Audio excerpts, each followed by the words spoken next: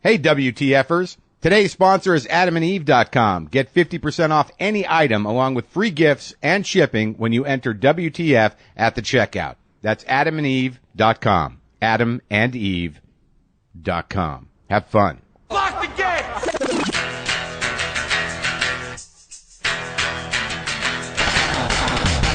Are we doing this? Really? Wait for it. Are we doing this? Wait for it. How? What the fuck? WTF. And it's also, what the fuck? What's wrong with me? It's time for WTF. What the fuck? With Marc Maron. Okay, let's do this. How are you, what the fuckers? What the fuck buddies? What the fucking ears? What the fuck nicks? What the fuck Ohioans? Thank you for having me in Cleveland. This is WTF. I am Marc Maron. I am back from Cleveland. I made it back. The plane landed properly. Everything worked out okay on the way back. God knows if it hadn't, that would have meant it was about me specifically, and I don't need to focus on that kind of shit. Plane was smooth, pretty smooth on the way back. Had a great time in Ohio. Again, hilarities, great club, great sound system, good people. People in Cleveland really want to laugh. And I felt that every audience, and we had a great show, and I appreciate it. Did I mention the genius chefs that I came in contact with in Cleveland at both at Lola, Michael Simon's restaurant, and at the Greenhouse, Jonathan Sawyer's place? Holy shit, I ate good. And the Parma pierogies that a fan brought, awesome. Mountains of dough and food and pot de creme, and it was fucking nuts. Great food. Enough said. Before I forget, I really want to thank Matt over at Black Ocean Cabinets. This dude made me a guitar cabinet, a speaker cabinet for my amp that I can plug in for my guitar. It is the WTF Special Edition cabinet. Beautiful wood, beautiful finish. On the front, there's a wooden plaque with the 3 cats on it, and it's just fucking stunning. Above and beyond. I mean, I just couldn't believe it. What a sweet gift, and it just looks fucking great. If you want to see it, you can go to blackoceancabinets.com. Beautiful. An amazing gift, and I really appreciate it. I can't wait to fucking jam through it. Let's plug a couple things before I get too far involved in what I want to talk about, because I went to the Rock and Roll Hall of Fame, and I wanted to talk about it because I had a great time, and I judged it before I went. By the way, on the show today, Anthony Jeselnik, the very smooth, very charming, very shocking, brilliant joke writer, is going to talk at length, which is exciting for me because I've never had. He's a joke guy, so now we're going to talk. So you're going to hear me talk to him about what he does. Anthony Jeselnik coming up in a second. This episode is sponsored in part by Comedy Central. Want to get your name mentioned in season 2 of Workaholics? Just go to Facebook and like Workaholics on Facebook for a chance to get a shout out by the guys in season 2. Go to facebook.com/workaholics to enter. Just, do the little like thing, and that'll happen if you go there. Okay? Got that? My own shows, I will be in Nashville. Nashville Zanies, 8th, 9th, and 10th of September. Looking forward to that. Have not been to Nashville. Am looking forward to going to, there's a lot of music down there. I got some friends down there I got to track down. See if I can find my buddy, Charlie Izell or Hunt Sales. And then later in the month, in September 22nd through 25th, I'll be at the Improv in Louisville. Did I say it right? Louisville. Okay? Are we good? All right. Back to Cleveland, back to the Rock and Roll Hall of Fame. Man, I hope I didn't have a stroke today. Fucking Jim, man. Something went down. It makes me a little nervous. I'll tell you about it in a minute. Rock and Roll Hall of Fame. I didn't know what to expect. I thought maybe a glorified Hard Rock Cafe because we're that spoiled. We're that jaded. We've become that kind of culture where you're like, can't I just see? I saw the lyrics of the song Imagine handwritten in John Lennon's pen, hanging in a frame at the Hard Rock Cafe in Boston, Massachusetts when it first opened over a booth where there were a bunch of frat guys eating wings or something. Imagine there's no heaven. Yes, it is easy, given the situation that those original lyrics were in. So that's what I assumed I would see is some sort of, kind of just a hard rock thing. Well, I've already seen the hard rock. Why do I got to go to the Rock and Roll Hall of Fame? Because there's a context. There is, it's a museum.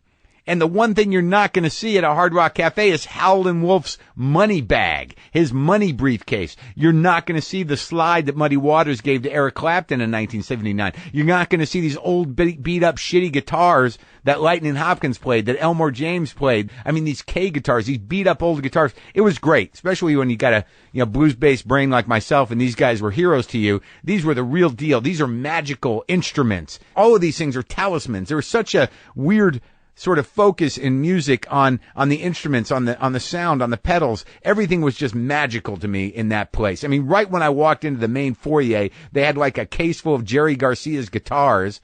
And I guess I'm not a huge Deadhead, but I'd always heard about the inlays on the bass of all of Jerry's guitars. That the original one with the wolf on it was a sticker when he sent the guitar to get fixed, and the guy who built the guitar made an inlay out of it. So I was able to see all these inlays. It had its significance to me in my life. I got choked up at this place.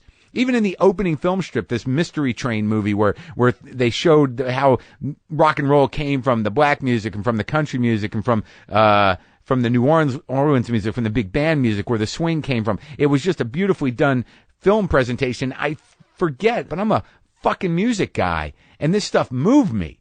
But it was sort of surprising. There was some surprising stuff. I had some surprising moments. I mean, one thing that wasn't represented, I did not see a lot of rigs or bindles or spoons or vials or bottles or tabs or guns or pills at the Rock and Roll Hall of Fame. The dark heart of the music was sadly underrepresented. But we knew it was there. You know, if you know what you're looking at, you know what's there. But there was some fairly dark stuff. Oddly, the stuff that really kind of moved me a lot, they had an Elvis room, of course, and they were running a film of Elvis that was probably shot in the early 70s. He was heavy. He was not obese. He was older. He was clearly high.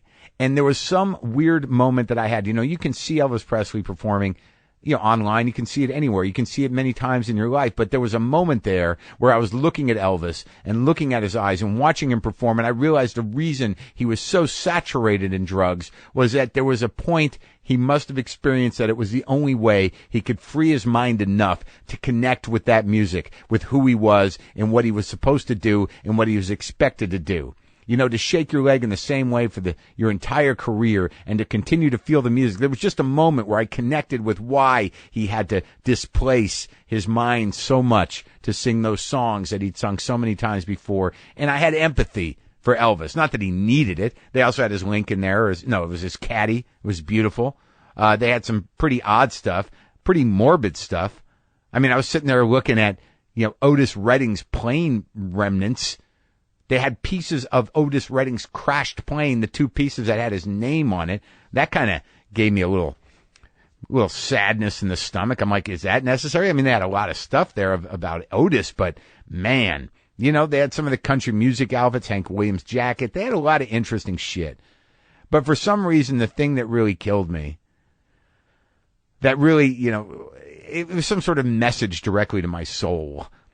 There was this one part of the Rock and Roll Hall of Fame where they had the Rolling Stones and the Beatles in the same room, and there was one wall of the Stones. There was a few outfits of Mick's, maybe a few things here and there. It was not a big exhibit, but they had a video running of the Stones, in concert performing. It was maybe a 10-minute video. It looked like it was from the mid-'70s.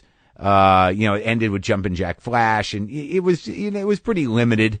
But then on the other side, they had the Beatles wall of the whole history of the Beatles, the jackets, John Lennon's glasses, the Sgt. Pepper outfits. And then on a separate wall, they had a video monitor, and around the monitor was every Beatles album. And on the video monitor was a documentary that was broken up into pieces representing each album. So an album would light up on the wall, and then you'd hear George Martin and the Beatles talking about the recording of that album, from the very first album all the way through Let It Be and Abbey Road.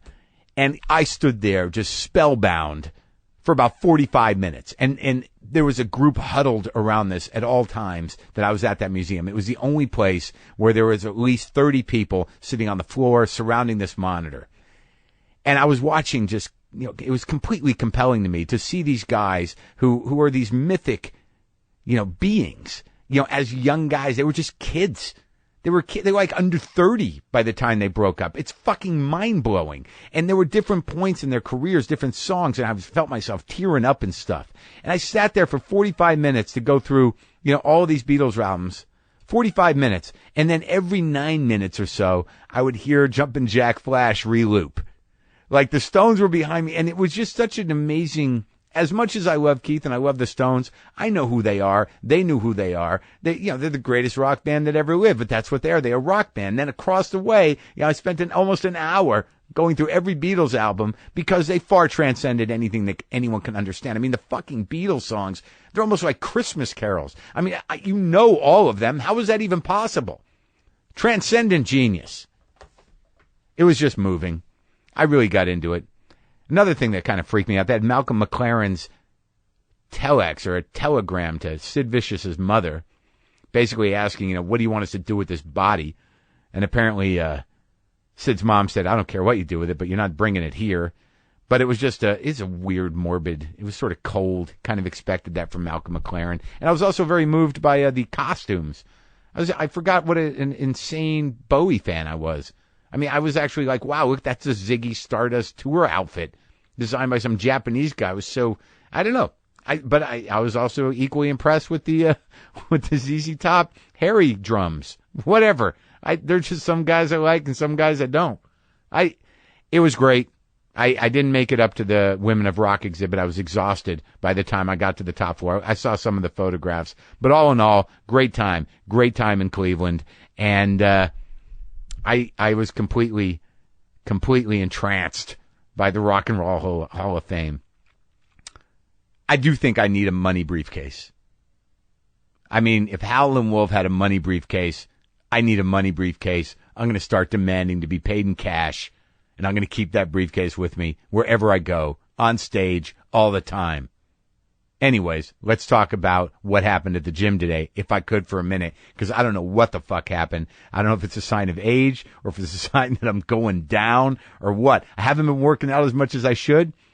And I went in there, I ran a few miles today, and I was stretching on the stretch thing, on the little machine thing. And I like to stretch out by, I touch my toes for a while, and then I reach up and I hang from my hands and I bend backwards. So I get a back bend and I push up and I'm just basically hanging with all my weight from a bar.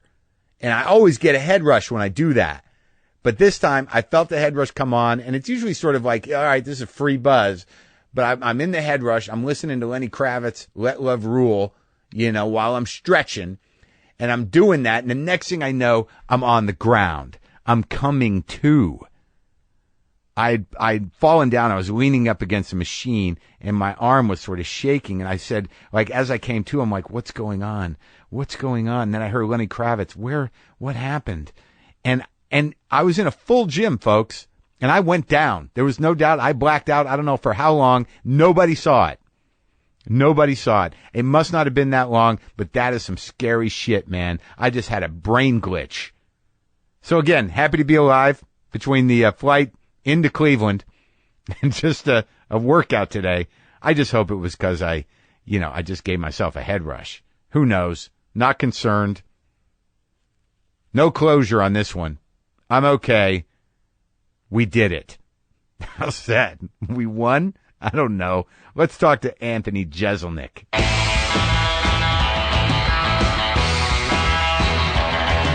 Okay, as you heard at the top of the show, today's show is brought to you by AdamandEve.com. As you know, we do that sometimes here at WTF. Go to AdamandEve.com and get 50% off just about any item on the site. 3 free DVDs, a free extra sensual gift, free shipping on the entire order. So what you got to do is you go to Adam and Eve and type WTF as the offer code at checkout. So that's 50% off one item, 3 free DVDs, free extra gift, free shipping. Just use the offer code WTF at AdamandEve.com. Now, look, I try to personalize these ads, and as you know, I've been trying to sell vibrators to women who need vibrators. I get a few emails here and there from women saying, thank you, I needed a new vibrator. But then I get this email, and he brings up a good point. I hear you pitching Adam and Eve. You always boil it down to vibrators. Believe me, vibrators are well and good, but that's not all the site has to offer. I am happily married now, but back in the day, Adam and Eve was my source for ... bulk condoms. Check it out. You can get a bulk order of 50 condoms for like $20 and 75 pleasure ones, and in parentheses, the ones with the ribs and the bumps, parentheses, for like 45 or something. I bet a lot of your audience is young guys. Tell them to be safe and have fun and be prepared. Back to school and all that. That's an email from a listener.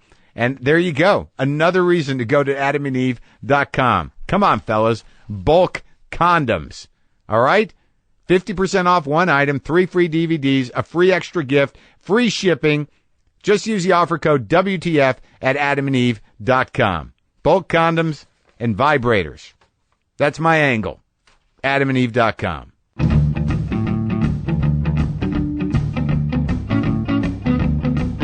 Anthony Jeselnik. Is that how you pronounce it? Jeselnik, yeah. Jeselnik? Yeah. What did I say? Jeselnik. Yeah, people will hit the Z on it a little bit, which is fine. Do you get Jeselnik ever? Oh, all the time. Jeselnik was the big one. Jeselnik. Yeah.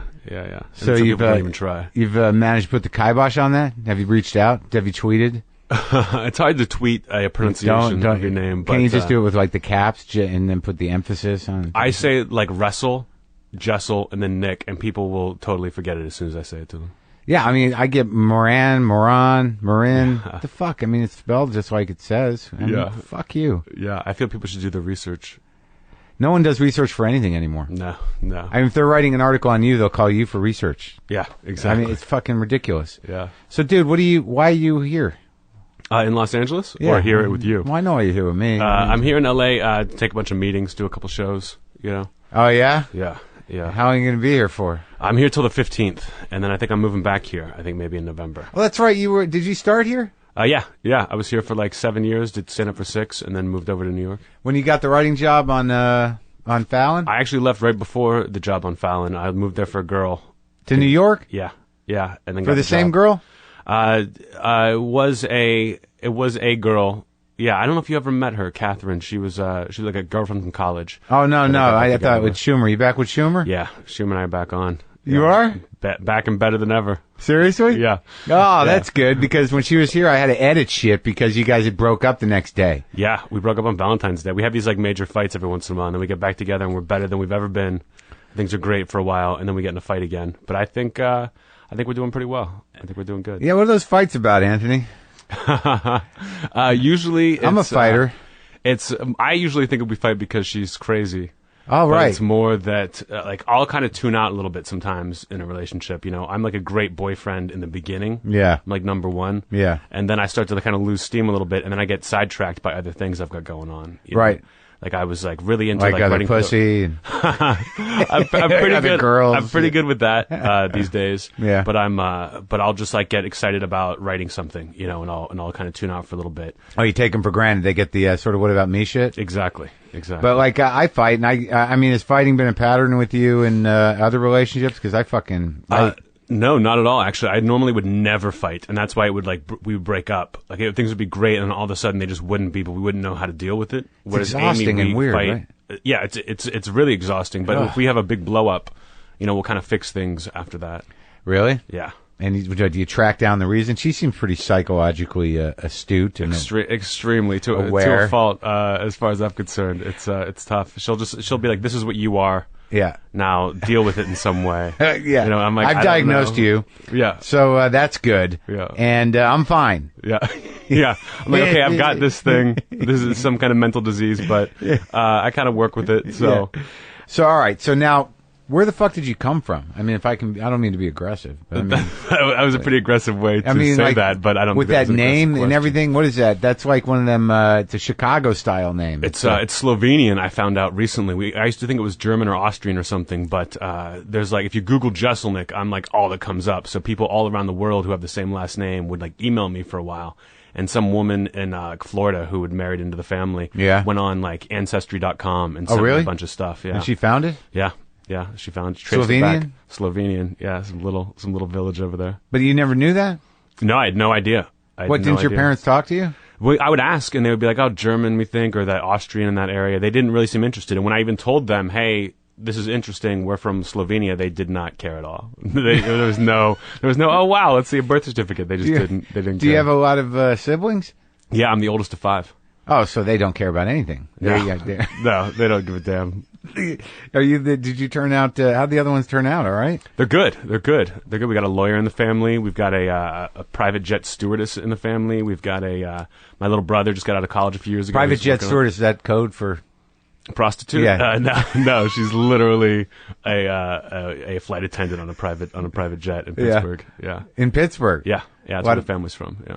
But Pittsburgh like has some industry there. There's that good college, and there's a couple of big business. Pittsburgh's okay. It's getting back it together. But like my dad works for U.S. Steel, and they're like struggling. They're getting it back together.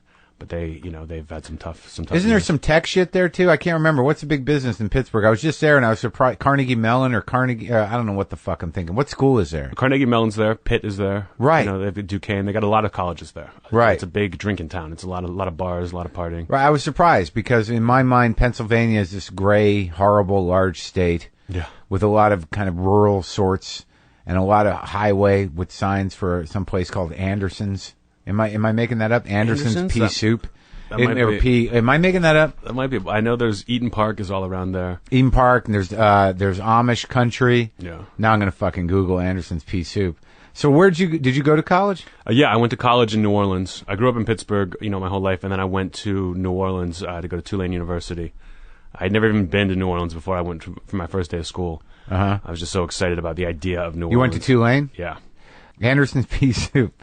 No, it's in Buellton, California. Sorry. You were way off. Yeah, I just decided. Funnel cake. How about funnel cake? Are there signs for funnel cake in Pennsylvania? I'm sure there's a sign somewhere for funnel cake. No, I don't thought think it's like a... fuck, man. Isn't funnel cake not a Pennsylvania thing? It's not a Pennsylvania Dutch thing? I think it's a carnival thing. Yeah, I know. Think it had to come from somewhere. I'm sure. I don't think it originated in the great state of Pennsylvania. So you went to Tulane? Yeah. For all 4 years? All 4 years, and majored in what? English major, English lit major. That's what I did. Business minor, yeah. Business minor I didn't do. Yeah, my parents made me. They were like, when you can't get a job with your English major after college, you'll be able to get one with your business minor. What was the plan? I wanted to be a novelist when I got to college. I wanted to be like a serious writer. Who are your guys? I loved Bret Easton Ellis. Bret Easton Ellis was my absolute favorite. Yeah. I loved him. I'd like to get him on the show. Oh my God, that'd be awesome. You like all his books? Yeah, I mean, I have favorites, but I read everything the day it comes out. Like I'm a big fan. Do you have any traditional guys, or just you want the modern guys? I liked Hemingway a lot. I liked more modern. I liked things I could kind of put myself into and see which is right. It sounds like the cock rock of literature. Hemingway, Bret Easton Ellis. Yeah. Killing, boy shit. Yeah, very much. Yeah. Very much. And did you write a novel? No, I wrote a novella 1 year in college, with just a short novel, basically. But my teacher hated the fact that I was a Bret Easton Ellis fan. Like, he was like, this guy's the worst writer. Really? Yeah, he just because of American Psycho? I think it was a very simplistic style, that people would try to imitate because it seemed easy. Well, so was Hemingway. Who the fuck is he to? Yeah, but Hemingway kind of put it together, in a better way, that it looks easy if you just look at it. But when you try to write, real characters and a real story, it all kind of blends together. Which is kind of like the point of the writing. But it wasn't, it wasn't very good. So you fought with your teacher over Bret Easton Ellis, so he resented you because he thought you were shallow? A little bit. He was like, this isn't good writing. I'm not clear of what's going on here. Now, you're sort of a dick sometimes. Did you come down on him? No, I was just very like, oh, okay. What can I do? Like, I was very just like furiously writing like crazy, and I became a better writer because of it. Yeah. And that class really helped me with criticism, because in class you would read your story, and then they would criticize. The whole class would go around and criticize you, but you couldn't answer them. Yeah. You couldn't say, well, here's what I was trying to do. You had to just sit there, and you could ignore their advice or take it, but you just had to take it. And right. So I think that really helped with this comedy, that I could just internalize. You think so? Didn't you walk around quietly resenting the fucking asshole that took you down in class? Oh, I was, yeah, a little bit, depending on what they said, when you would go back and criticize them a little more than, because they'd hit you. Yeah. But in stand-up, that always, when people wouldn't laugh, it would make me so mad, and I really used that anger to come back the next night, I fueled myself on anger for my first 4, maybe 7 or 8 years of stand-up. But dude, you do a type of comedy that's not going to work sometimes. Absolutely. But I wanted to work with certain people all the time, and when it wouldn't work with other comics, like at an open mic, I would be furious. Really? Furious, I yeah. used to fucking throw those guys out of the room. Like your Really? generation, you started at a different time than me. Yeah, you guys could start in little rooms where there were just comics hanging around. Yeah. And that's a pain in the ass. But it actually probably helped you. I think so. Because your type of comedy, which is fairly, very well crafted, but slightly wrong jokes, is hard for some people to take. Yeah, I mean, but it's exactly the kind of shit that other comics are gonna be like, yeah. Exactly. That's what I went for. Like right off the bat, I was like, I want comics to like this. I wanted a writing job. I didn't really think I was going to be a stand-up. I thought I'll do this until I get a job and then I'll quit. But you got that other thing going. You're like a comedian that's fairly a good-looking guy, which is like not supposed to. This is not supposed to be for you. You're supposed to be doing something else. That's what I hear. That's what I hear. You hear that often? Yeah, I don't, not so much anymore. I feel like it was almost like I felt like Eminem when I was younger. That like it was like being a white rapper was the hardest thing in the world. But once you kind of got to a certain point, yeah, it was the biggest thing that you could have going for you. But I didn't have any friends when I started doing comedy. Like I think people kind of stayed away from me. When you were writing at Fallon, how did that job come about? Because we got people that listen to this show that have dreams. It was kind of like a right place, right time kind of thing for me. I'd always wanted that job, especially like, a late night show like that, the 12:30 slot, especially something that was starting because you could kind of build the voice yourself. And I had just done like a Comedy Central special and things had been happening for me. And I just moved to New York when they were looking for people and they were looking for sketch people. Right. But I thought, I don't want to do that. I'll just write a ton of jokes, from today's paper and send that to them. And they really responded to that. And I was, I think, the first monologue writer they hired. Really? Over there, yeah. So you don't have a problem writing in other people's voice? No, not really. But I struggled with it at Fallon. I had written before that. I had written for like Sarah Silverman a little bit, and she was like, if I loved a joke, you wrote stand up for her? No, not stand up, but like when she would do monologues for MTV Movie Awards or something. That Oh, was really? My first writing thing was writing for her, right? And that was a dream job because she was. If I loved the joke, she was like, oh, I love it too. But on Fallon, that wasn't the case. There were so many other rules you had to kind of abide by. Like what? Like it had to be likable. He had to make him seem likable and smart. He couldn't be dumb in the joke. And it had to be kind of like he had to have like his like persona into it. Yeah. That if I had a joke that I was like, this is fucking brilliant. Yeah. They'd be like, we really like it, but it's just going to make people hate Jimmy. So we can't do that. And like my whole thing is like daring the audience to hate me. Now, can you remember any of those jokes?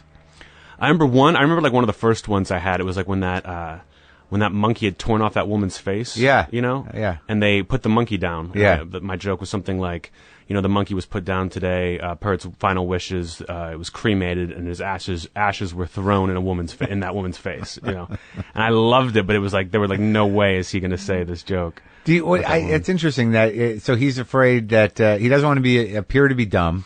I don't think it was fear. Mm-hmm. He wasn't afraid of it. It was just like when you're a talk show host, especially in the beginning, you have to kind of set yourself up, Right. One of the things Lorne Michaels told us when we were there it was a great piece of advice. He just said the longer you're there, the longer you're there. In that first like couple months, people are going to dump all over you, but then all of a sudden you're there for 3 years and you're like an institution. Right. And people will just watch it because it's on and they're used to it. The longer you're there, the longer you're there. Yeah. Yeah, and he was like, if you make a joke about like a retarded person, they might laugh really hard, but afterwards, like, oh, I don't like him. Yeah, which he said that he was basically made that point. Did he used to have Lauren he used to have little jam sessions with you guys? Like one jam session where it was just like any questions, and we're just like no one's supposed to talk at all. You just listen to him. No one talk. Yeah, no one talk. No one raised their hand. No way. A room full of people. It was just 2 or 3. It was just the monologue team. At the time, it was you and who else? It was me. Wayne Fetterman was like the head guy. Yeah, and then this guy Jeremy Bronson, who's now the head monologue writer over there. It was great, and it was just the two of us. And they would be like, all right, we've got to do, like for weeks we were sending in our jokes. Yeah. Every day we'd write like, our best, send in our best 10 after writing all day. And all the notes coming back were, all these are great. You guys are doing great. This is going to be awesome. And then the show starts up and we send in our jokes and they're like, what is this? And it becomes clear to us that no one was reading those jokes we were sending. And they were just like, oh, good. And then for the first couple, like month or so, we were getting killed. It was me and this guy writing like 100 jokes a day, passing them in and just getting destroyed because Jimmy didn't know what his voice was. We didn't know what it was. They were kind of cornier jokes. And now that staff is like 8 people to write the monologue. And we just had 2 in the beginning. Why do you think they only had 2 people? I think money and just like, let's hit the ground running and see, what happens. You can always add more. And I'm sure their budget picked up or something, but it was crazy in the beginning. 100 jokes a day? Yeah, at minimum. Now, what's the process? Because like I have Someone once taught me how to write a monologue joke, and I think if I listen to a monologue joke, you can write a monologue joke. But people don't realize that dudes who write monologue jokes, I mean, there's crossover. I mean, you got to sit there. Everyone's looking at the same shit. So between you, Kimmel, Leno, Letterman, Ferguson, I mean, the chances of some similar jokes is almost guaranteed. Absolutely. And it's just it's a way of writing. What is it? I mean, is there do you have an A plus B equals here's the way you write a monologue joke? Totally. I mean, I did. You know, some people would have different things, but they would like a writer's assistant would give us all the headlines of the day. Right. You know, like a man in Wisconsin was, hit by a car while he was walking his dogs. Right. Something like that. Yeah. And I would literally just take that, and that would be the setup. Right. And then I would just add my second sentence. That would be the punchline. All right, let's write a monologue joke. Hold on. Senate okays extending key Patriot Act provisions. It's not that great, right? No. How about skip that. Google unveils wireless payment system? That could probably be a good setup, huh? Yeah, they would love that over Fallon. They love anything tech. So what you basically do is Google unveils wireless payment system. Well, you know, Google blah blah blah blah. Yeah, or as it's better known, identity theft. You know, that would have been mine. That would have been my joke, and I would have turned it in and then taken a nap. That worked out pretty good. Yeah, I'm great at this. Wait, let's do more then, you fuck. Mr. Great at it. But that's just the way your brain works. It's like math. Yeah, it would be first thought. You know, it was just total instinct because you just had so many to write. It was all volume and just, you know, putting it out there. And I didn't like working like that. I'd rather, you know, write just a few jokes. And like Morgan Murphy came on and wrote monologue for a couple years. Yeah. And when she came over, she would just write like 15, 17 jokes a day and send them in, but she would work on them. You know, where since I was the first guy there, I always had to come up with like the volume. I couldn't just turn in 15, even if they were a great 15. I have to turn in 75. A day? Yeah. Even if they were like terrible, I would just be like, here's 75. 75 jokes a day. Yeah. That's fucking unreal. And you couldn't use them in your act. Never. I would try to use them sometimes. I would try to be like, here's some jokes that got rejected, you know, on Fallon. But it seems so ridiculous that my persona would work for Jimmy Fallon that it just didn't work. And I was like, I don't care. Now, what about this persona? Because, like, I mean, outside of, being incredibly arrogant, no, I'm kidding. It's totally arrogant, yeah. But no, but I mean, like I think maybe you're genuinely like that, are you? Not really arrogant, you know. I have a certain confidence, but I feel like it's earned confidence. You know, I feel like I've grown kind of into it. But in the beginning, the persona was a very fake confidence. You know, it was just like I was kind of nervous, and I hated being new at stand-up. I hated that like first 6 months where you just had no idea what you were doing. And the crowds kind of, you know, smelled it.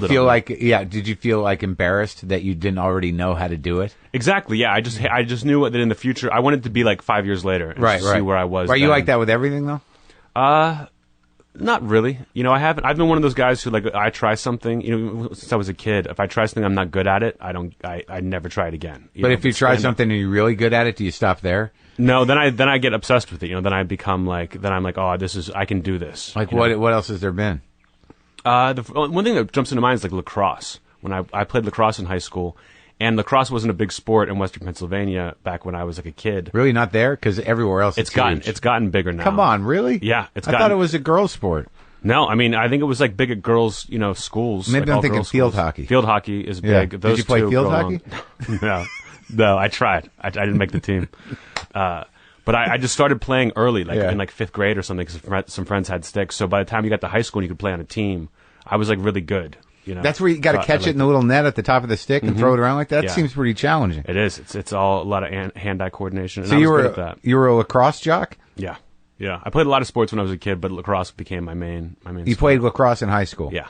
And you were like the star. What position? I played defense. Yeah. You know, and I wasn't the star, but I was good. I was good at it. Now, was there a school pride around lacrosse? Because it seems like sort of an odd sport. No, my school was a big football school, and everything else was distant second. And so they hated the lacrosse team. We were a club team. We had to pay for all our stuff, you know, and they didn't want the football players playing with us because they thought it was just like beneath them. Did you get shit from the football guys? No, it wasn't like that. But right. It was like, but they, you know, no one cared. No one cared about lacrosse at all. I think it might be better there now at my high school, but at the time.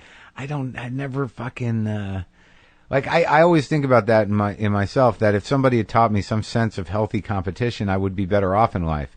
Like, to me, losing is just, like, if I'm losing, I would rather ruin the game than lose. Yeah. totally. I didn't like being on a team sport that much because I just didn't. I didn't care as much. You know, if I had a good game and we lost, I was still like, hey, I had a good game. You know. Yeah. That I always thought like, oh, I should have played a solo sport. Yeah. Like tennis, golf. Yeah, I guess. You know, I'm so bad at those two. But you've played golf. I've tried to play golf. My brother hits a lot of balls, but really, I'm not good at it. I've got like a bad back, so I shy away a little bit. All right, so now let's go back to those first days at stand up. Sure. So you're going up there with your dark jokes. Like what was like? No, I took a class before I started. No, you didn't. Yeah, I took a class with who? Greg Dean. Where the hell was that? Santa Here? Monica. Yeah, it was out here. A stand-up class. I had like someone had told me to do stand-up to get into joke writing, and I was like afraid of it. Like I looked down on comedy, kind of, and the people that I really loved in comedy, but they just seemed like brilliant that I couldn't do that. You know. But had you written poetry or anything like that? Not a lot of poetry. You know, mostly short stories and like. But you're a word guy, right? Yeah. Yeah, but poetry never did it for me. No, but I mean, so why did you assume that you couldn't be as good as somebody else? Because stand-up just seemed like one of those things that just seemed impossible. It was more of a persona thing for you that you were worried about? Because, I mean, jokes are jokes, right? No, I just thought I'm a funny person. I need to find out how to go up there and be funny. Right. You know, and I knew there was like a way to be hilarious. Yeah. You know, with only a few words if you really, knew what you were doing. Who were your guys? Stephen Wright was big time for me. Really? Yeah. Stephen Wright was, I remember just as a kid seeing him, was like, how did he do that? You know, it was just brilliant. Mitch Hedberg later on, I got into. So joke guys. Joke guys, for sure. I was never a big Bill Cosby guy. I was never a big Carlin guy. Like, I liked them, but I was never like, ooh, that's what comedy is. What do you think? Do you think there's some, that they're doing it easier in some way? Like, cause I'm more of a talky guy. Yeah. And you're just like all jokes. I think it's different problems. I think, with me, like, I hit every 30 seconds, with a joke. But even is that something you make sure you do? I mean, in your mind? No. It's just, I just wanted to tell short jokes and I wanted to keep the fewest words possible and show that I can write really well, Okay. So I didn't want to ramble or waste anyone's time. I thought, like, I went to Europe. And people were like, oh, that motorcycle joke you have is so funny. You could really stretch that out and make it like a 10-minute bit. Yeah. I'm like, why the fuck would I do that? When I've got this perfect, like, 30-second joke that's like, you can't change anything about it. So the motorcycle joke is big in Europe? Yeah. Which joke is that? It's, when I finished high school, I wanted to take all my graduation money and buy myself a motorcycle. My mom said no. See, she had a brother who died in a horrible motorcycle accident when he was 18, and I could just have his motorcycle. That's always a crowd pleaser. So that's huge in Europe. Yeah. That was the one they all singled out. Really? Yeah. I mean, when did you go to Europe? This past summer, I went to Ireland for a week and did the festival. The Kilkenny Festival? Not Kilkenny. It was like the same festival, but in Dublin. Oh, that must have been better. It was great. It was because I went to Kilkenny and I did not have a good time. Really? But see, that's the thing about joke guys is that you're protected. I mean, there's something about, like, I got nothing against joke guys, but if that's all you do, your emotional risk is limited. Sure. In that, you're not revealing that much about yourself because you've constructed this persona and you seem very aware of it. And that jokes, I think, for the most part, because they're almost like math problems, they're translatable.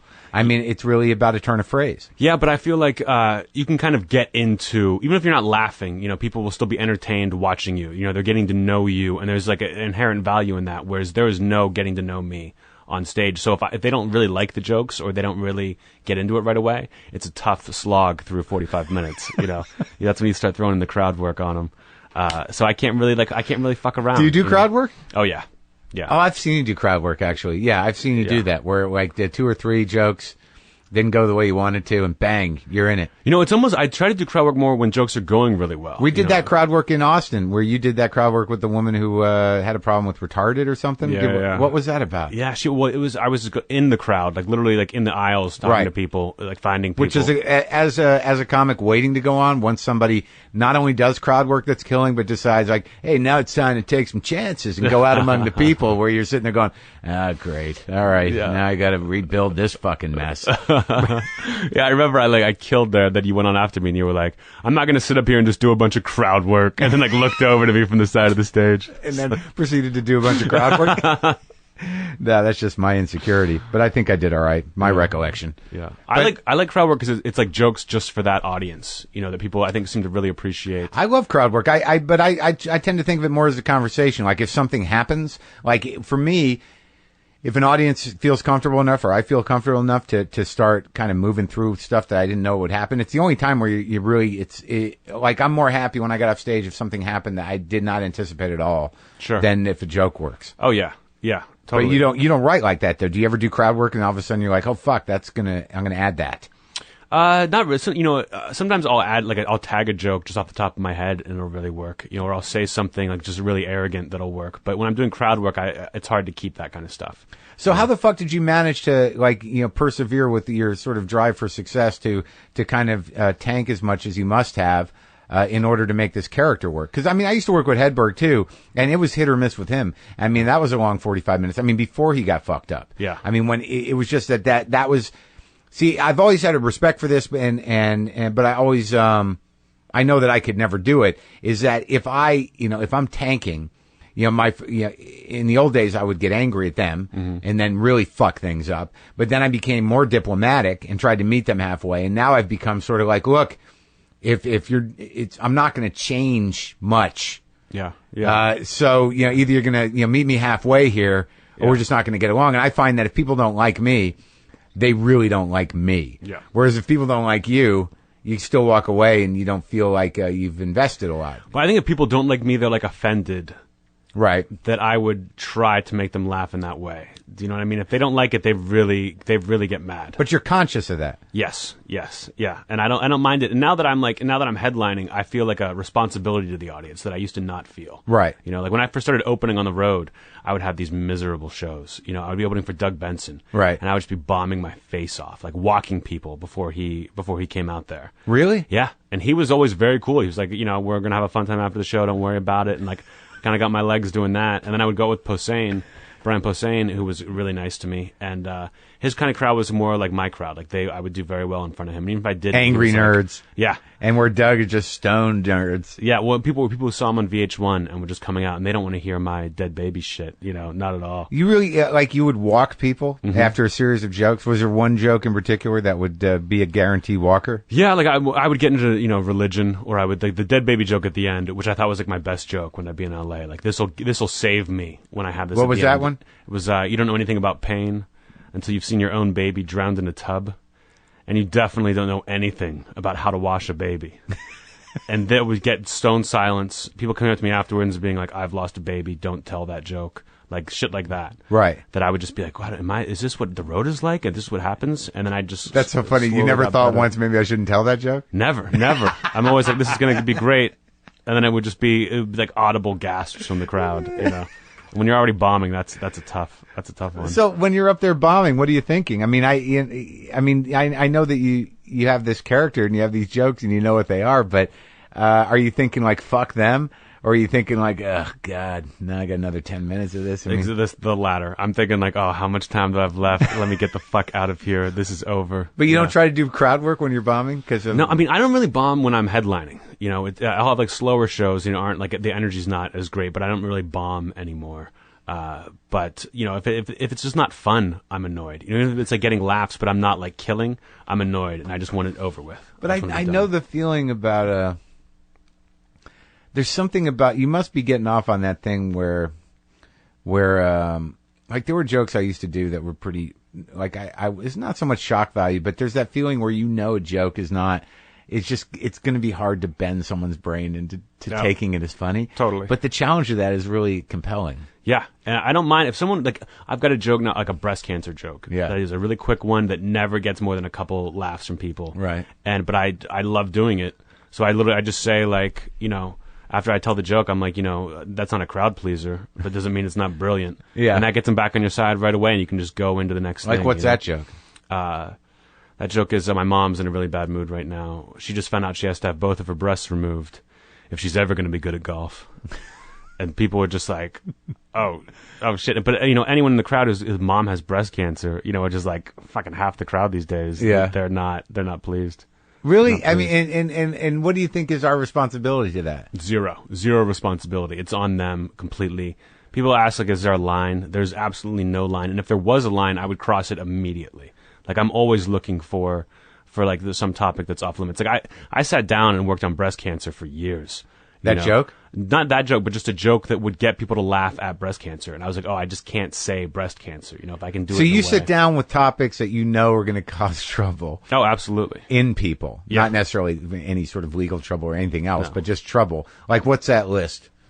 Rape was one I tried for a long time, Yeah. and finally I have a couple of those. I've got some suicide jokes, Yeah. that are really tough, that go well, Suicide, rape, abortion was one. Religion has always been one. I've chilled out on religion a little bit. I used to have a real problem with it, but now I'm kind of cool. I used to do a joke where I said that the reason why the Christians are so anti-abortion is they think that something's going to go horribly wrong with the second coming. And I do this thing where, like, the three kings, I used to do this thing where the three kings show up at a dumpster behind a doctor's office. And we can rebuild him. Like, I mean, there was a time where I felt that was more compelling to me. And I think it must have been for that same reason. Now, do you think, I'm trying to think in my life, why did I move away from stuff like that? Because there was definitely a thrill to it, but it's not the thrill of like these people are going to love me. I mean, people who are going to laugh at that. I mean, do you find that after the show you got a lot of friends? No. And so there's some people who only want that. Some people are fans that they want every joke to be a dead baby abortion joke, and you can't do that. And I want everyone. I don't just want like my own little niche of fans that come out just to see like stuff no one else will laugh at. So you want everyone, and you insist that you're going to get them the way you're going. I try to, I don't need everyone, but I want everyone, so I do my best, but I do what I do. I'm hoping that, I think the roast really helped a lot in terms of people just kind of knowing what they're getting a little more, that they're a little more into it. And sometimes it's not as fun if the whole crowd's like on your side the whole time. Or if they know all your jokes. Yeah, the knowing the jokes thing is tough. There's like, I've got maybe 10 jokes that people have heard enough that people will yell out, punchlines before, but it's usually just some wasted asshole. So you put your first record out recently. Yeah, about 7 months ago. It got received well. Very well. Yeah, I was very pleased. Who put it out? Comedy Central. They did. Yeah. Did it sell well? Yeah, it sold for a digital release. It sold really well. Yeah. And so you're starting to sell tickets. Yeah, but the album helped a little bit, but the roast really helped. It's been pretty packed since the roast. Really? Yeah. You're selling out? Selling out or getting close and at clubs? And just having crowds there for me, which is, I can't even believe that's happening. And what if you were to characterize your fans? What are they? Are they like like compared to who? Like, are they mostly dudes? No, it's like 50-50, man. It's crazy. It was like if I would see a bunch of girls walk in. You got the fucking looks. Yeah. Since like being on that roast, a lot more women come out, and I think people with this good sense of humor, or people who are like willing to come to a comedy show and kind of be quiet. I get like a more reserved kind of intelligent fan, which I'm thrilled with. Well, they like jokes. I mean, you're a joke guy. Yeah. And you're a joke smith. Yeah. And they're excited about what the turn of phrase is going to be. But going back to what I'm trying to think why I stopped doing jokes like that, because the thrill of, because I've always been one of these people that like, as much as I want people to like me, I defy them to do that in my personal life. I don't know if it's because that's how I was brought up or what, but like there's part of me that's sort of like, still like me now? Yeah. Do you have that in you? Not really. I want everyone to like me despite, I want to be able to get away with everything. So I want them to like me. And they'll forgive, especially headlining, because it's so different, you're doing 45 as opposed to... Well, you're the guy. Yeah. Plus, like, starting out here, you get 5-minute sets, 10-minute sets. Yeah. And I kind of built myself for those, like, if you can only do 5, why not try to cram in as many jokes? Well, I mean, are any middles giving you a run for your money? There'll be some people who, like, kill, but it's so different. That right, you change the whole speed, right? Unless they do, like, an exact... I had Andy Haynes open for me in Seattle. And he opens with, Seattle's the suicide capital of the country, and does this whole bit. And my closer is how like a different city is the suicide capital of the country. So I'm like, oh, fuck. So what'd you do? Switch it up? No, I did the joke anyway. And when I said, like, somebody tells me that this, Great Barrington's the suicide capital, I say, wasn't it Seattle? And they go, per capita. And then the audience forgave me, and then he dropped the thing. But once I was in, like, I forget where I was, maybe Kansas City or something, the opener. This guy was so hacky. I told people he made me want to quit comedy and marijuana, and he would just destroy. And then I would go out and eat it so hard after. What was his closer?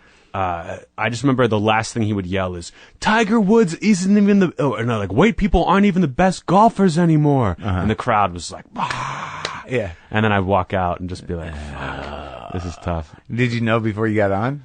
I kind of thought. And then they proved it over and over again as the weekend, wore on. So the whole weekend was just fucked because of that guy? I don't think it was. I think it was because of the like the audience and that guy didn't help. Didn't do me any favors. Well, I mean, it's hard to switch gears, I guess. But now they're coming out to see you. What are the other things on the list? Did you get race?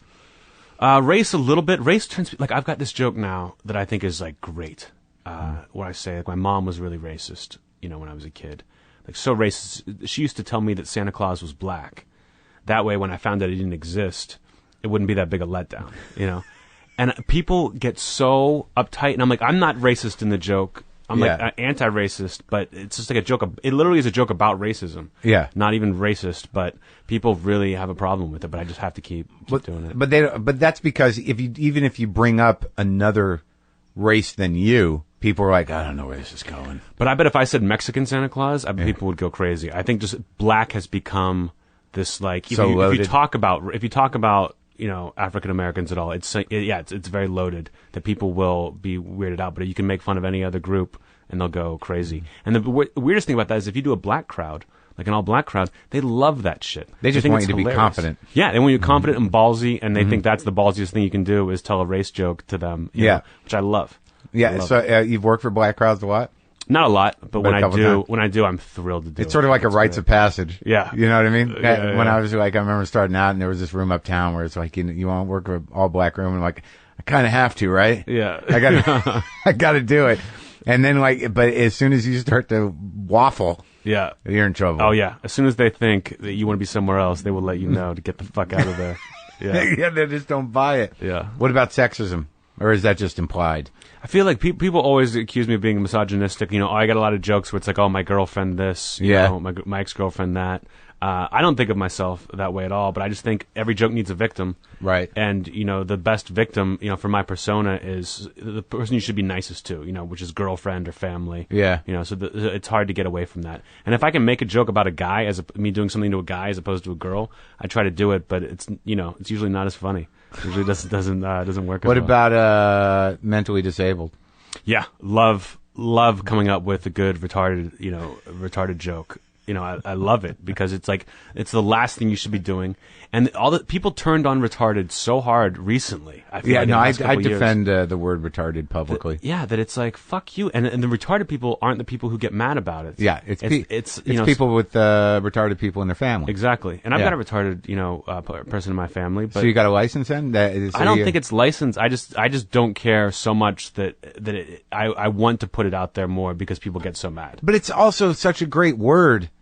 It's such a great word, and I say on stage sometimes, I say, well, I never would call a mentally disabled person a retard. I'd call someone acting like a fucking retard a retard. Exactly. Like it doesn't exactly. But I mean, they can't separate it from the roots of it, I guess. And I mean, I've had people come up to me because I used to tell this story, and I just stopped telling it because it's just there's nothing right about it.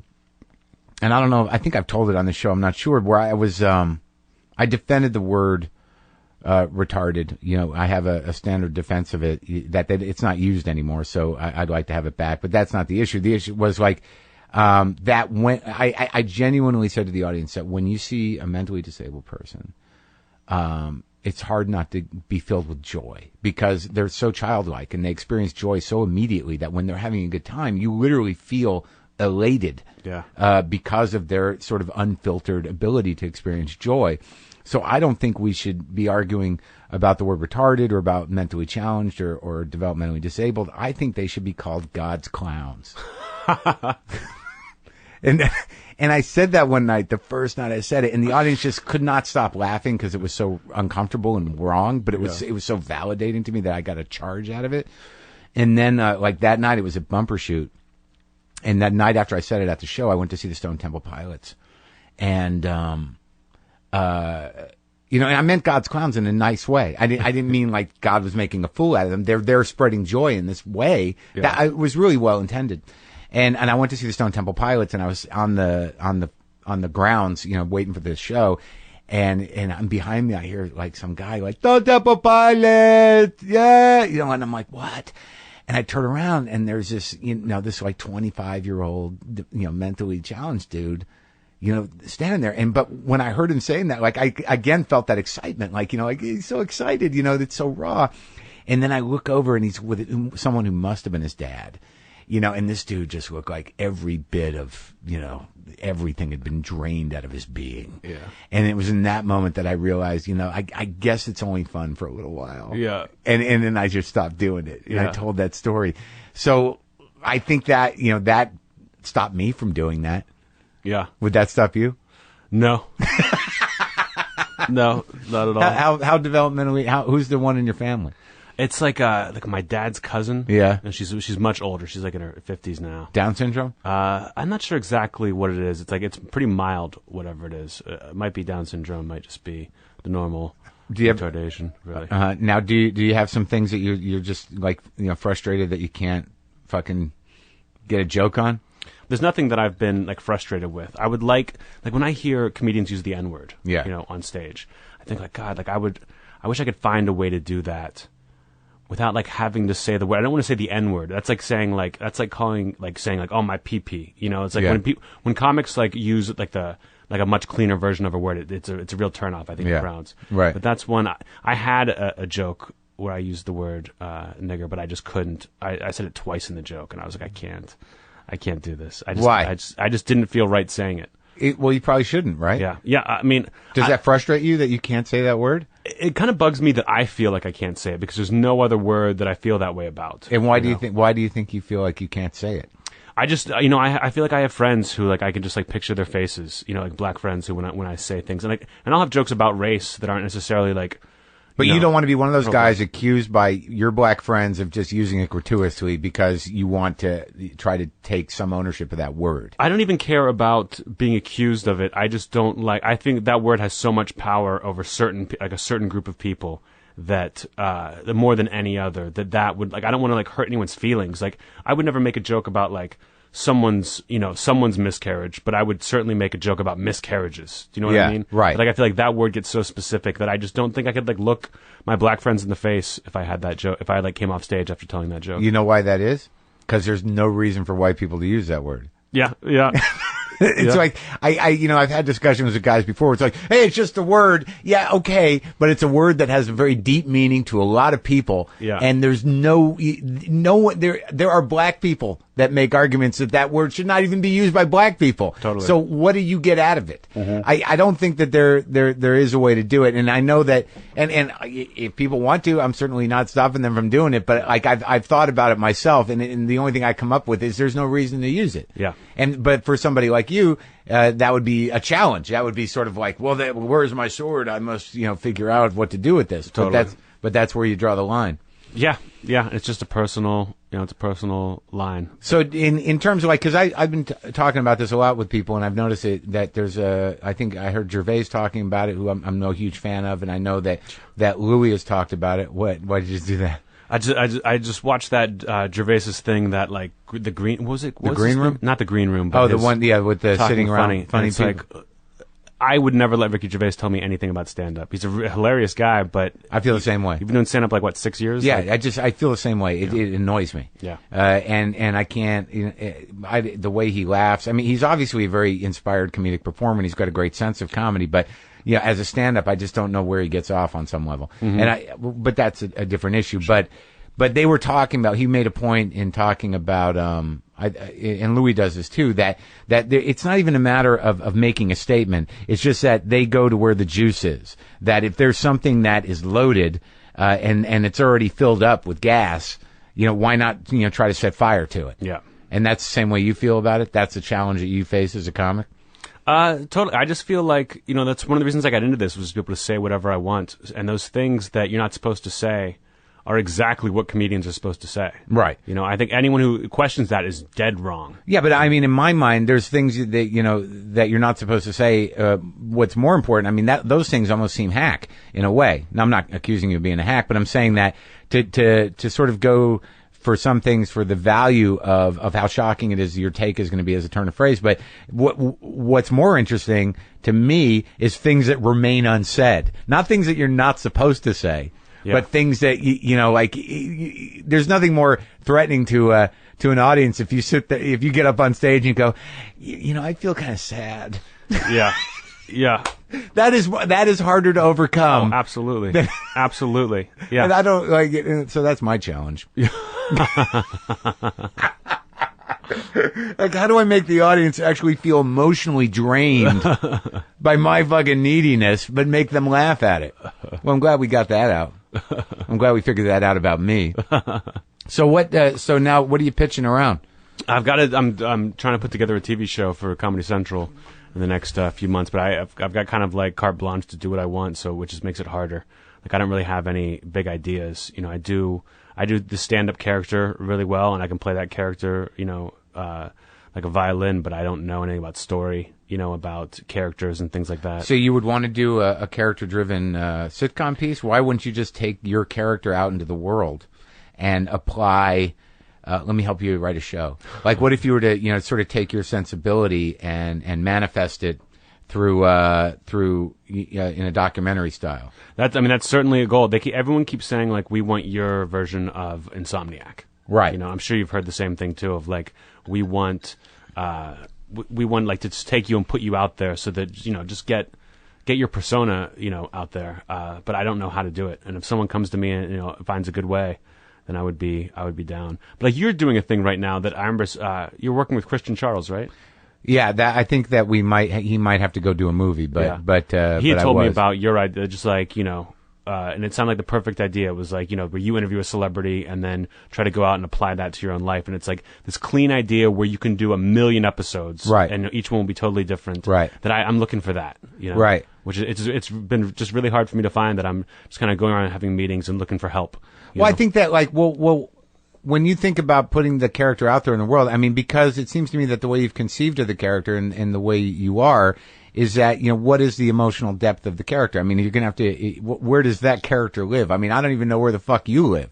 I mean, what do you do with your day? I mean, do you just smoke and write things down? No. I mean, you know, I hang out, I read a lot. And I try to write a little bit every day. But you're a solitary dude. So, I mean, so how does this guy that you play on stage, this guy that has the thoughts that he has, which are specific, and you know that there's a distance between that and you. Yeah. Where does he come from? I mean, how does that guy live? I mean, I think of him, you know, in terms of a persona as kind of like the devil. You know, this guy is just supremely confident, doesn't have to do a lot, but he gets shit done if he needs it to be done, and he does it in like such a way that's like you know, he's kind of just a charming dick that you can't really get in trouble for it. Right. You know, but I don't know. I always kind of liked having that like mystery to the character, you know, from on stage, almost that like rock star mystique that I've never, you know, plumbed the depths of it myself to think about it. But that's one of the. Why don't you just play the devil? I would love to play the devil. I would love to play the devil or a hitman, but those things just seem like, it just seems like almost too high concept. That if I tell my manager I want to play the devil, they're just like, please don't. No, but I mean, but don't call him the devil. It's just that, you know, you're out in the world trying to make Faustian deals with regular people. I'd love to do that. Like trying to get people to say things that they shouldn't, trying to get people to do things that they shouldn't. Yeah. Or offering them things to do that. Like, I see maybe like, you know, that experiment where what was the experiment where people were giving more voltage to people? Oh yeah. Back in the 50s. Right, where like where I can't remember what were the options. No, it was just like you have to. It was like if he gets his answer wrong, you know, shock him. Right. It's like so much. It's gonna like really hurt him, and they would just do it, and they'd be like, the guy would scream. Right. And they'd be like, I don't want it, and they'd be like, you have to hit the button again. He's not going to know who you are. Yeah, he's not going to know. Just hit it, and people would be like sweating and being like, I can't, but they'd keep hitting it. Yeah, Very so few people would say no. I think you should model your show around that. Yeah, that sounds great. I'll send you a check. You know, just figure out different situations where people are put in a position to do what they shouldn't do. Yeah. And because that's literally going to where the juice is. Yeah. And it's wrong. Yeah. You know, I mean, that's sort of like, that's a good metaphor for your approach to humor. Yeah. Yeah. I gotta push the button. Yeah, I like that. Oh, fuck, like man. that. Well, come on, man. Don't you fucking, like, I think you seem pretty confident in everything. And you're a comic, so I know there's got to be some fucking problem with you. I was just, you know, I've tried to think about it, you know, like why I became a comic, because it wasn't like a family thing. I feel like a lot of people have that like family Your family story. was supportive and everything? Yeah, you know, me as like a person, you know, in comedy they were like, what are you doing for a few years? But now they're so on board, it's ridiculous. Oh, yeah? Oh, yeah, yeah. Well, I remember when we were in, where were we? Just in Austin. Yeah. And your show was airing and you called your folks and yeah. It was all very nice. Yeah, they're thrilled now. Yeah. But they were like, I'm sure they would have rather I changed my name, you know, when I first started, or like didn't have Jeselnik going out there, but now they're psyched. Yeah. They're psyched about it. They're just happy that I'm, you know, making money and and kind of doing what I want to do and being happy. That's fucking nice. But when I was the thing that really, I was just like very angry when I was a kid. I didn't like school. I didn't like being told what to do. Did you kick people's asses? No. Oh, No. good. I got in a couple fights, but I wasn't like a bully, really. I was just kind of like... You were a brooder? A little bit of a brooder, and a little bit of a jerk. I would use my bully tendencies to like defend other people. Right. You know what I mean? Like I didn't like the popular kids, and I would kind of go after them if I saw an opportunity. You weren't popular? No, I would never have called myself popular. I had friends, I wasn't like some nerd, but I had my friends, but I wasn't with the cool kids, ever. But I just really hated being told what to do, and I hated school, and I figured it out pretty quickly that it was all bullshit. I figured out I was never going to really use calculus no matter what they said. Yeah. I figured out that having to go to like Sunday school, like this Jesus thing is bullshit. Yeah. Like early on, and then it just like sitting in church for an hour and a half was like killing me. Yeah. My family just thought I was like lazy or would rather be watching TV, but it was like, no, like this experience is like sandpaper on my eyeballs. Yeah. And school was like that too, that I was just like, and I couldn't keep my mouth shut. I was always saying things and always like joking around and I would get in a lot of trouble for it. And I would just think like, oh, and I was dark then too, which people thought it was like a problem. They're like, oh, are you messed up in some way? Were you drawing pictures of Hitler and with people? I was not a good artist, but I would write about things like that. I would write just dark stuff, and I would joke around about just violent things, and I thought it was hilarious. And no one else did. Maybe you are the devil. Possibly. Do you get any joy out of seeing people hurt? It depends on the person. But I don't get too upset. Like when Amy cries, do you feel like yes? No, but I kind of roll my eyes and just like, oh, how long is this gonna last? When is this over? Come on. Do you ever find yourself weeping, Anthony? Maybe during a TV commercial? I cried recently. I don't cry much. Sad movies will get me. Like, I feel like whenever there's like a father-son thing in a movie, like at the end when they like, have their, that gets me a little teary. Yeah. For some reason. Yeah. And my dad and I are great, we have a great relationship. Yeah, always. Huh. Always been awesome, good friends. You're also the first kid. You must have been like the fucking king of everything. Yeah, I did all right. Yeah. I did all right. Like, were you the first grandkid too? No, but only by like a few months. Oh, okay. So I was still got good amount of and attention. we had 5 kids in 7 years, so everyone was packed in. Mm-hmm. But they were the family was great. You were brought up Catholic? Yes. Yeah. And the hell thing never stuck. None of it stuck. They kept telling the same stories every year. It'd be like you'd hear about Noah and Noah doing this, and the guy in the whale. What about all the fucking? But like Catholicism is such a big show. I mean, sure. Communion and shit. Sure. Did you go to confession and shit? Yeah, I had to a few times, but I was like, I don't feel any different. Like I would be like, I haven't done anything. And the priest would be like, you must have done something. What do you talk back to your parents? Like, okay, I did that. And they'd be like, well, that's a thing. What about this? But I just didn't, why'd I have to tell this fucking guy anything? And then once I realized that the Jesus thing was bullshit, and even like the message, like Christian people didn't really follow it. It was just this very hypocritical thing that just drove me crazy.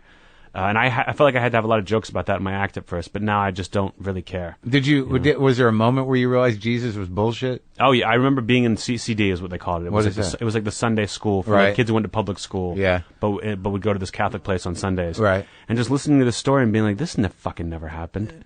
This never, and then everything just fell apart. Everything. Where I was like, I can't believe they're even like saying this to me with a straight face. Like I was furious. Furious.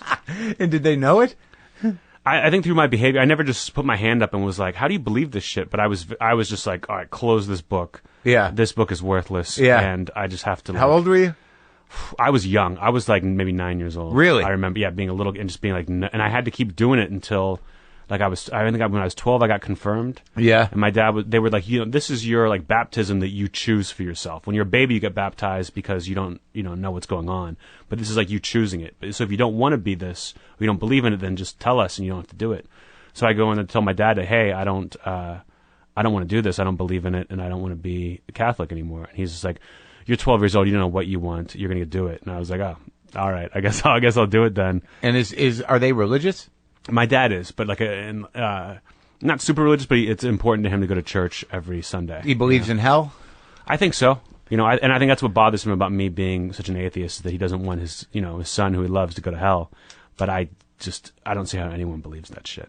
Yeah, and do you, when he hears your jokes, does he get concerned? No, he's never really said anything about it, even though I have, like, many jokes of, like, I am an atheist, and I don't know if they think I'm kidding. But what about some of the stuff that could be construed as insensitive or slightly evil? No, they know I'm joking, and Oh. they're pretty good about it. My mom, doesn't get it as much. She's like, why do you have to talk about that? But it's the kind of thing where, like, if you have friends come to see you at a show, and if you kill at the show, they think you're amazing. Yeah. But even if it's just a bad night, or it's 4 people in the crowd and you don't kill with them, then they think like, oh, you're just terrible. Yeah, or you're in trouble. It's not like you had a bad night. Exactly. Yeah. That it was like my parents were like that. Yeah. And if everyone's laughing, they're like, oh, that was great. Right. But if they saw me bomb, Yeah. they wouldn't know what to say to me. Have they ever seen you bomb?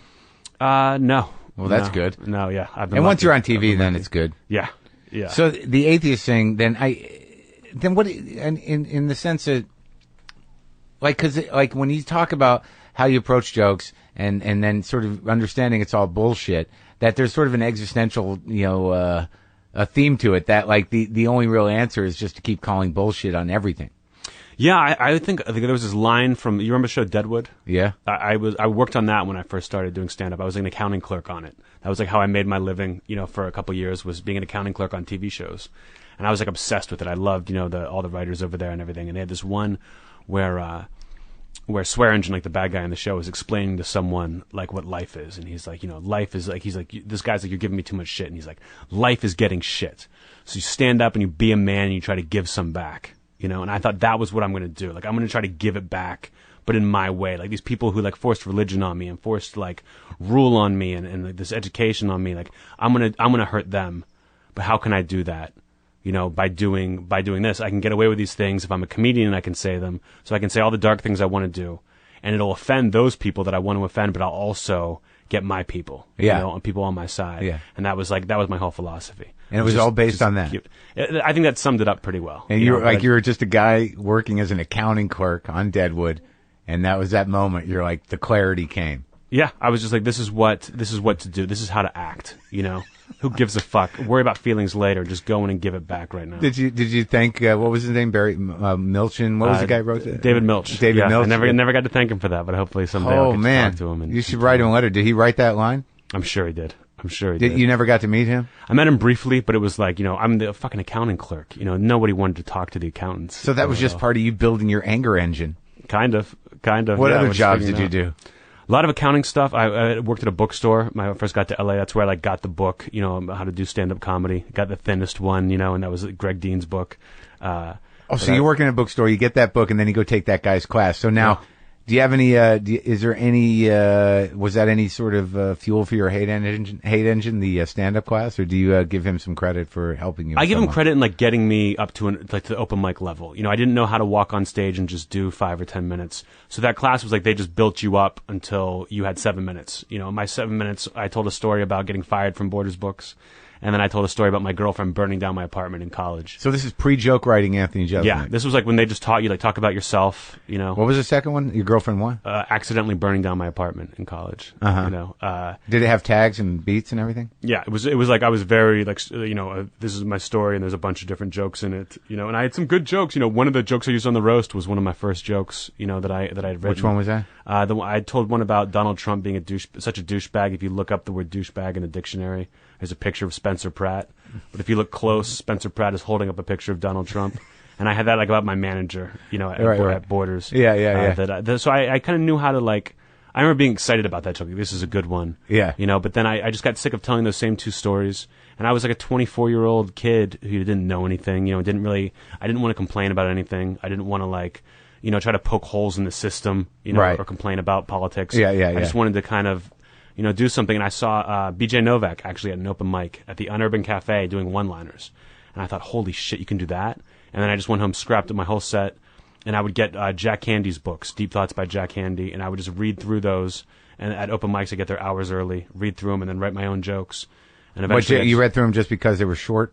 They were short, and I liked that. Like, they were all had that twist, and it was that how did he think of it kind of twist that you needed to have. Well, BJ's a good example. He was a guy I noticed. You guys are similar in that so much goes into. You have a very compulsive and unique joke writing craft, but he didn't have much personality on stage. No. But he had No. great fucking jokes. Yeah. So that sort of turns your mind. Yeah, the jokes made up for it. It was like this. You just wanted to hear what was next. You didn't care. Right. You know, The you turn still of had phrase, to hear. yeah. Right. I was going to do the next thing, and he had some really edgy stuff. Yeah. You know, back in the day. Yeah. But yeah, I just thought that like doing one-liners, like after seeing Stephen Wright and Mitch Hedberg do it, I just thought I can't do that. They're Right. brilliant. Yeah. But seeing somebody at an open mic do it, I was like, oh, maybe I can do that. That you could write the joke. Yeah, and so I started doing that, and then eventually I, told a dark one that had like that mean twist on it, and the crowd reaction was just like almost guttural, like an but like Yeah. a big laugh. I thought that's it. What one was that?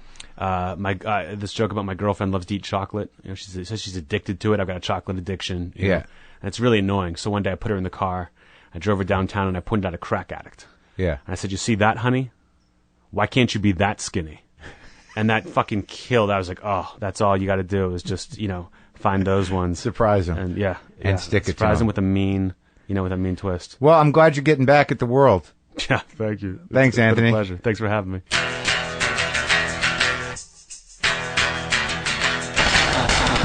That's our show. That was Anthony Jeselnik. I learned something about him. I was happy to talk to him. Button pushing comedy. It's the way. Find your territory. That's right. This is me.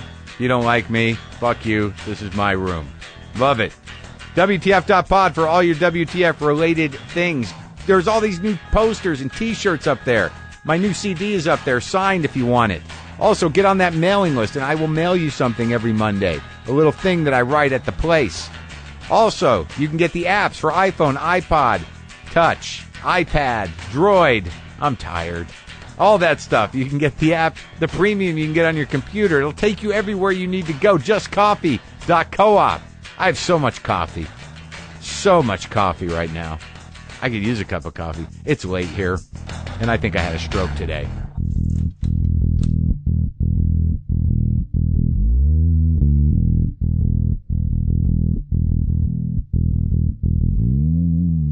Come here, Boomy. Boomy, come here. Come here. What's up? Hi. What's up, Boomy? Come on. Boomer. Boomer. Boomer. Boomer. Boomy. Talk. Boomer. Talk. Say something. Did you hear him?